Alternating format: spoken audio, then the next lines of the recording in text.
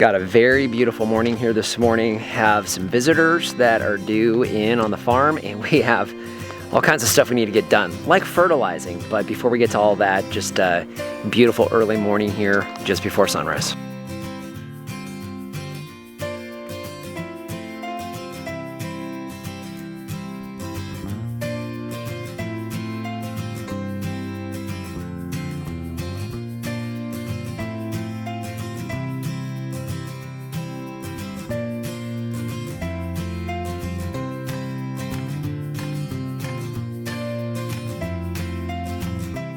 Okay, as usual, we need to start the morning out with manure mornings. I'm working on pigs as usual, and Lori's working on the chickens. Let's go ahead and get to it.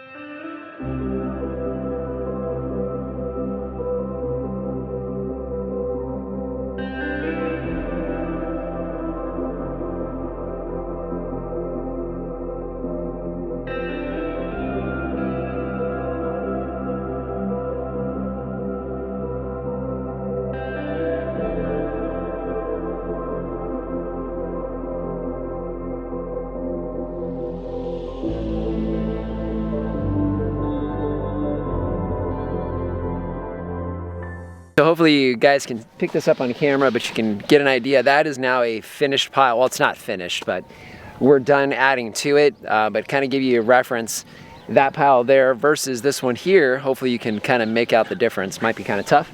Get a different angle here. There we go. So those are the first two piles of pig manure that we're composting down for fertilizer. And fertilizer, speaking of which, we are going to be fertilizing about a week late this weekend. We'll be recording that for you guys and going over the details. But pig manure and composted pig manure in particular is absolutely one of our preferred fertilizers. And of course, we can make it with those guys right over there. So they're partners in this with us and getting this going. Now, one other thing that you'll recognize, this is a potted moringa tree. You can see it actually has survived fairly good here for the winter. I am going to be coppicing that down, but really what it narrows down to with that, the reason why I have it placed here is because I know that underneath that, out of the hole at the bottom of the pot, I have worms in that pot that we transplanted from the old farm, believe it or not. So I want it here right next to the pig manure because worms absolutely love devouring that, as gross as it sounds. It's the reality of nature. And then let's take a look under the pot, see if we can see any worms.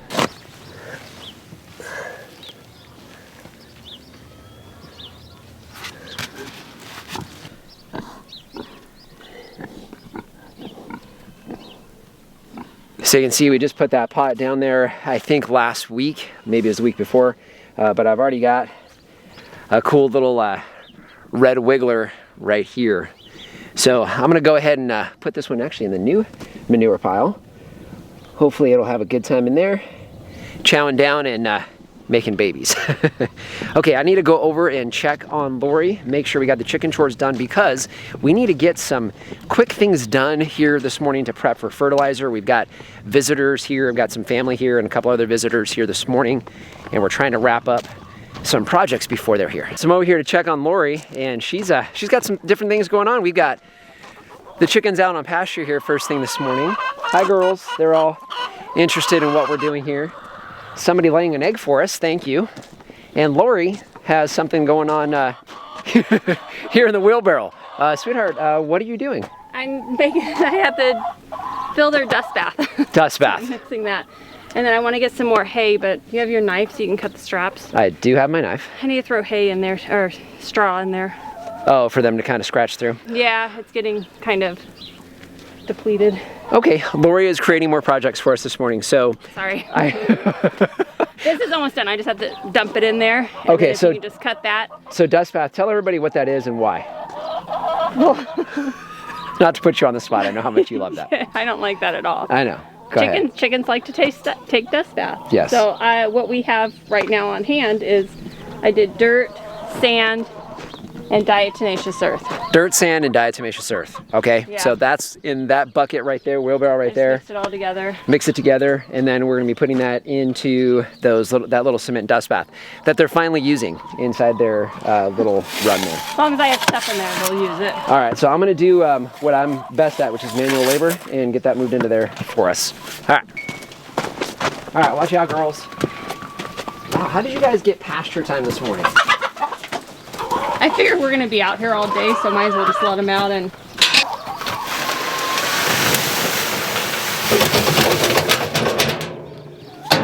word to the wise, don't spread diatomaceous earth without a mask on. That was a mistake. Didn't realize that till we were doing that. So we promptly stopped breathing, dumped it out, and got out of there. So that can settle before we go back in.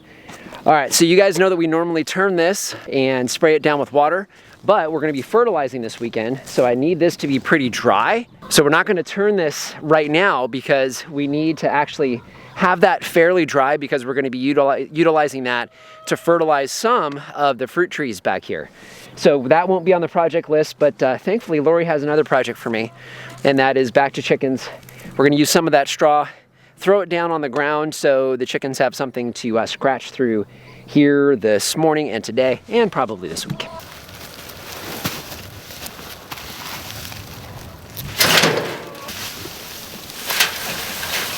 Yep. Why don't you get the...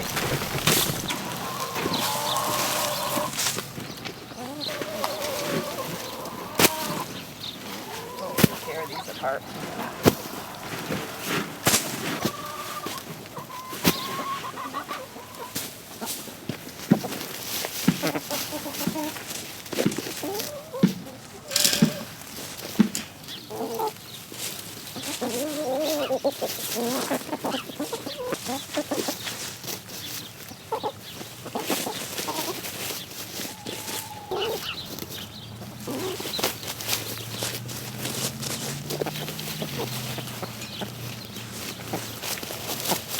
It's kind of cool to watch those chickens. I guess there's just some catharsis for them to just kind of dig through that straw. I don't know if you noticed, but they were out on pasture having a good old time, and as soon as they saw the straw on the ground, that's where they wanted to be, was digging through that stuff. So that was cool.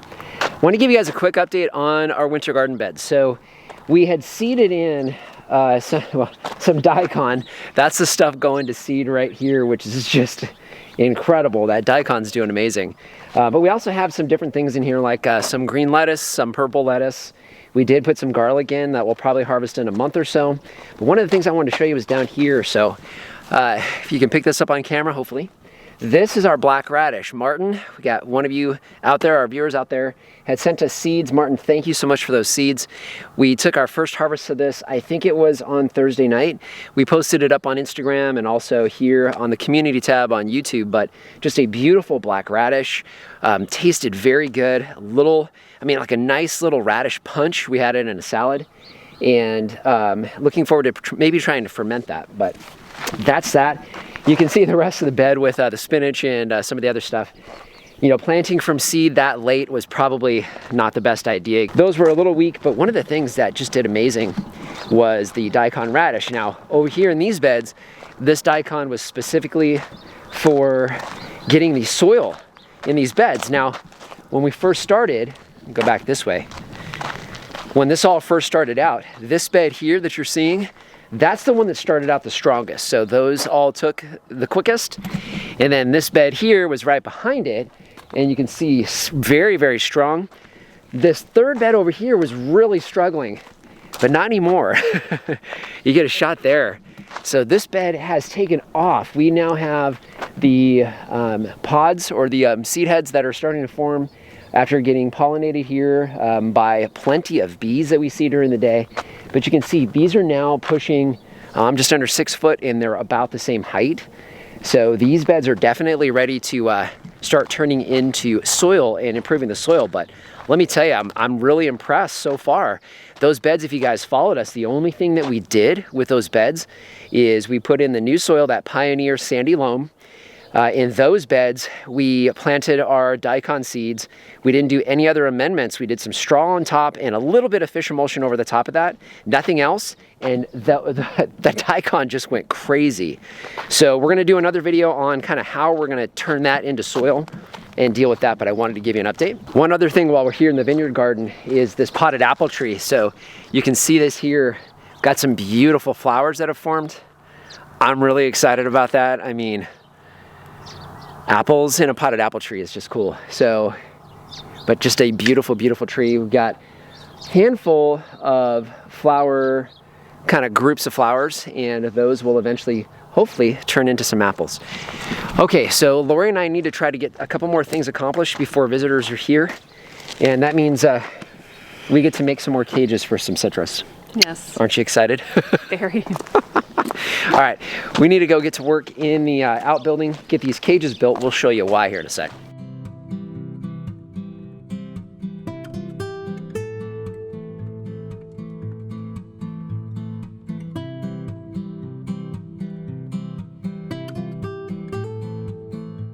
So I've had a few people ask how we're making these cages now. So we have changed a bit. What we were doing in the past really was kind of tough on the trees, especially the small trees that we get from reed. You know, they're only a whip and they grow real bushy, low, especially that first season. And putting them in the rabbit caging or that kind of rabbit fencing, it was way too small. So we needed something that was larger in diameter.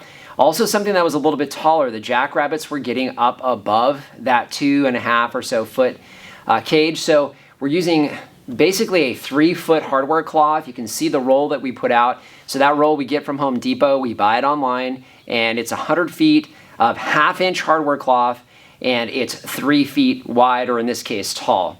Then what we do is we cut it into 6-foot strips, so we get about 16 for every 100-foot roll, 16 of these cages. So they're 6 feet in circumference. I don't know the exact diameter, 3 feet or so, give or take. But we connect them together so they kind of roll in on themselves, as you can see, and then we can connect them together with hog rings. So these hog rings, we've got the hog ring pliers and stuff in the Amazon shop, but the hog ring pliers and a 3/4-inch hog ring is what we use to attach it in 3 spots here on the cage. So as Lori slides in closer, hopefully I can get this one myself, but you'll see, and without me scraping myself up too much. But basically what we do is we overlap here, and again, I don't know if you're going to catch it on camera or not, but we've got 2 completed squares. So we cut here, you can see the cut, and then we have 2 completed squares. So I have kind of a 4 square here, and then going across these 4 squares right there, and then I just connect it that way. That holds the cage at the top. Then what I do is I replicate that down on the bottom. So just flip this. So I do the same thing down on the bottom. Again, so I'm just 2 squares over, just like that. Now, usually these pliers have a spring that holds them open. These finally did break after a few hundred uses. But you can see I've got the 4 squares there. I'm gonna go right in the middle of those 4, and then the pliers connect it. And then I just go somewhere in the middle-ish of this cylinder and find again a square like that right in the middle, nice and tight, and that holds it together. So obviously everything here is galvanized, so it's going to last years and years and years. I don't know how long we'll have to have a lot of these trees caged. These particular cages are actually going to be replacing some 4-foot tall ones that we made on some citrus. But I want to show you this because we had a lot of questions on exactly what we use to make these. We're finding these are very effective, easily keeps the jackrabbits away, and the 4-foot tall ones hopefully will keep larger animals away if needed, but definitely protects the young trees. Okay, Lori and I need to take these out to those citrus trees and actually get those fertilized. We'll do that with you guys now. So we're here in the front orchard, which is where we have all of our evergreens. So our loquats, our guava, and our citrus behind me here. We have our cara right here. And this one all we had these 4-foot cages. Now they're very top heavy, and we actually have to stake these in order for them to stay up completely. But we want to be able to get to the tree itself, and also want to make sure that it can grow up above here. We don't want these trees to be very tall.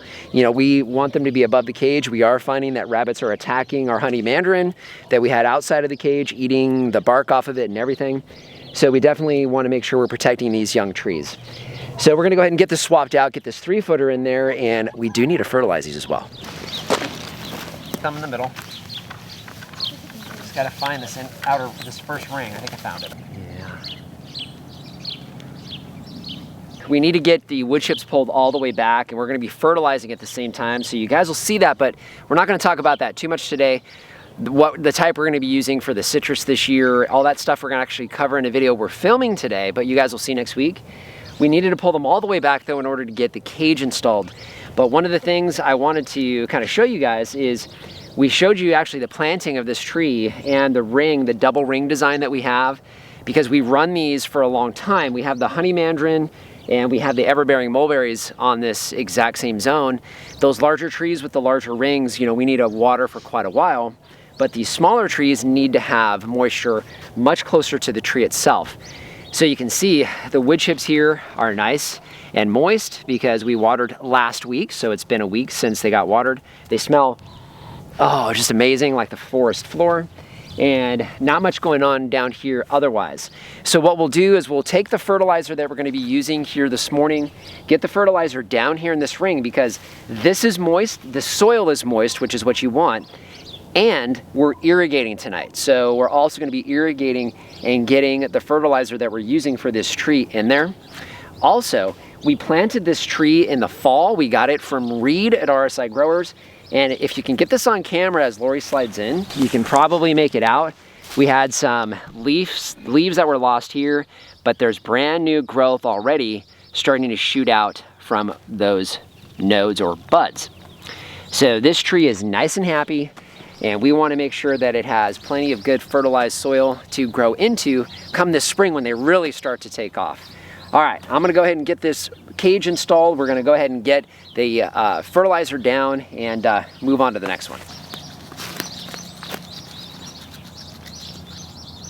I know, sorry. Thorns? Well, that's right, it's citrus. It has thorns, doesn't it? Yeah, stabs me in the hand.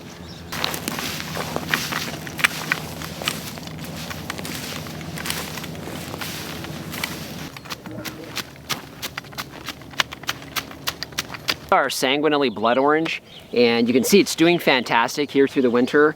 And we pulled the wood chips back in this first ring, and I just wanted to show you guys really quick. You guys know I kind of geek out on this stuff, but these are feeder roots coming out from the tree all around this tree. As you go around, they're everywhere. So really good to see growing out here into this ring. Just had to show you guys, really exciting to see that root growth already developing after a few months here. And in the middle of winter, with all those chill hours we had, this tree has been here through freezing temperatures. We never covered it. And you can see that root growth is still going nice and strong down below these wood chips. We just wrapped up today. It's getting really breezy again. So we've got a lot of strong breezes coming in here over the last week or so. And I know we got some viewers out there in Texas praying for you guys, because I know that we lost some lives out there from this last cold front that went through. And all we got was just a little chilly. We didn't get a fraction of what you guys are experiencing. But one of the things that we are seeing here, as you guys know, here in Arizona, for us, the Florida Prince peach trees are the harbinger of spring. We're definitely feeling that today, even though it's breezy. It's actually very comfortable out here at about 70. And we're seeing a few of the trees kind of break bud, which is great to see.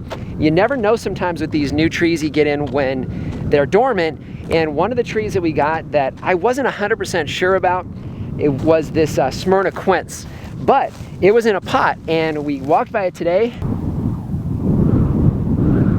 And you can see it's actually broken dormancy, which is really, really exciting to see. So Natasha, thanks for making the suggestion. Looking forward to this fruit, that's for sure. So Lori and I feel really good. We got all of our fertilizing done today. We're about a week later, so you guys know February and early February is really better. But if you guys are seeing this, we're gonna post a fertilizing video, show you how we're fertilizing this season. We'll show you guys that hopefully next weekend if I can get it edited in time. But more importantly, if you guys have not started your fertilizing yet here in Arizona, you definitely want to get on that, because it is absolutely basically spring for us here, which is pretty cool. If you guys have any questions or comments, leave those in the comment section down below. Always love having you guys here and seeing those comments.